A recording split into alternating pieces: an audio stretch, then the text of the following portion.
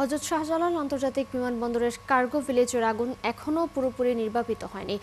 এই নিয়ে আরও খবর রাখতে আমাদের সাথে যোগ দিচ্ছেন আমাদের সহকর্মী মোহামিনুল খান অপু।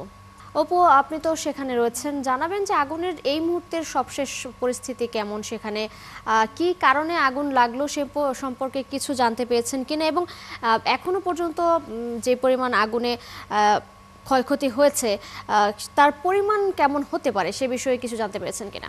আগুন নির্বাপনের কাজ কিন্তু ইতিমধ্যে শেষ হয়েছে। এখন কিন্তু ড্যাম্পিংয়ের যে কাজ সেটিও শেষ পর্যায়ে।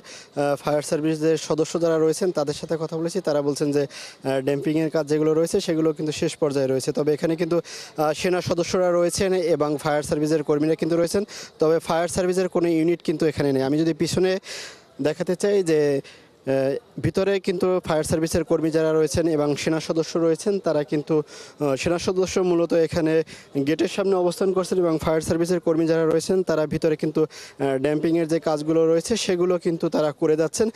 আমরা সেক্ষেত্রে কিন্তু আগুন নিয়ন্ত্রণে গতকাল রাত 10টার সময় ফায়ার সার্ভিস থেকে ব্রিফিং করে জানিয়েছেন এবং এরপরে কিন্তু আজকে সকাল পর্যন্ত আমরা ধোঁয়া দেখতে পেয়েছি, তবে আগুন নিয়ন্ত্রণ ছিল, নির্বাপনের কাজও শেষ হয়েছে। এখন কিন্তু শুধুমাত্র ড্যাম্পিংয়ের কাজ চলছে এবং এখানে এই কার্গো ভিলেজের এখানে যাদের মালামাল এখানে ছিল সে সকল মানুষজনও কিন্তু সড়কের এক পাশটিতে এসে দাঁড়িয়েছেন। তাদের যে মালামাল ক্ষয়ক্ষতি হয়েছে সেগুলো কিন্তু তারা দেখতে এসেছেন যে তার কোনো অংশবিশেষ টিকে আছে কিনা, সেগুলো তারা কাগজপত্র নথিসহ কিন্তু তারা এখানে এসেছেন। আমরা একজন সাথে কথা বলবো যে আপনাদের এখানে কি পরিমাণে কি মালামাল ছিল এবং ক্ষয়ক্ষতির পরিমাণ কী হয়েছে এবং কোনো অংশ বেঁচে আছে কিনা, এমন তথ্য আপনাদের কাছে আছে কিনা? জি, আমাদের প্রায় 14টা শিপমেন্ট ছিল। গত 2 দিনে আমাদের 14টা শিপমেন্টে প্রায় 70 টনের কাছাকাছি প্রায় আমাদের শিপমেন্ট নামছে। সব কমার্শিয়াল আইটেম, যেমন হেডফোন, চার্জার, তারপরে কমার্শিয়াল আইটেম যা থাকে আর কি সবই আছে, এভরিথিং, ল্যাপটপ থেকে শুরু করে সবই আছে। তো আমরা তো এখন পর্যন্ত কোনো নিউজ পাইনি ভিতরে কোনো কিছু অবশিষ্ট আছে কি না, এবং আমরা তো এখনও যাইতেই পারি না যে আমরা কিছু বাঁচাইতে পারবো কি না, এরকমও কোনো নিউজ পাই নাই আমরা এখনও। কিন্তু বাইরে থেকে শুধু আমরা দেখতেই পারতেছি শুধু, আর ভিতরে যায় কোনো কিছু করতে পারতেছি না আমরা। আমাদের আক্ষেপটা শুধু এখানেই যে প্রতিবার আমরা এখানে না, শুধু আমরা অনেক জায়গায় বাংলাদেশে থেকে যে দেখি যে আমরা আগুন নিভানোর পরেই মানে অটো না নিবলে কেউ আসলে নিভাইতে পারে না। ফায়ার সার্ভিস বা যেখানে যেটাই বলি কেউ নিভাইতে পারে না। আমরা আধা ঘন্টা বা 1 ঘন্টা ডিফারেন্সে দেখলাম কুরিয়ার গেটের ইটা আমার 1 ঘন্টায় আমার এখানে এসে চলে এসেছে। আপনার মানে ক্ষয়ক্ষতিটা কি পরিমাণ হতে পারে বা কোনো কিছু টিকে আছে কিনা এমন তথ্য পেয়েছেন কিনা? এখানে ভিতরে আপনারা যেহেতু প্রবেশ করতে পারছেন না। জি, আমরা এখনও কোনো নিউজ পাইনি, যেতটুকু পাইছি সবাই বলতেছে সব শেষ, মানে অবশিষ্ট কিছু নাই।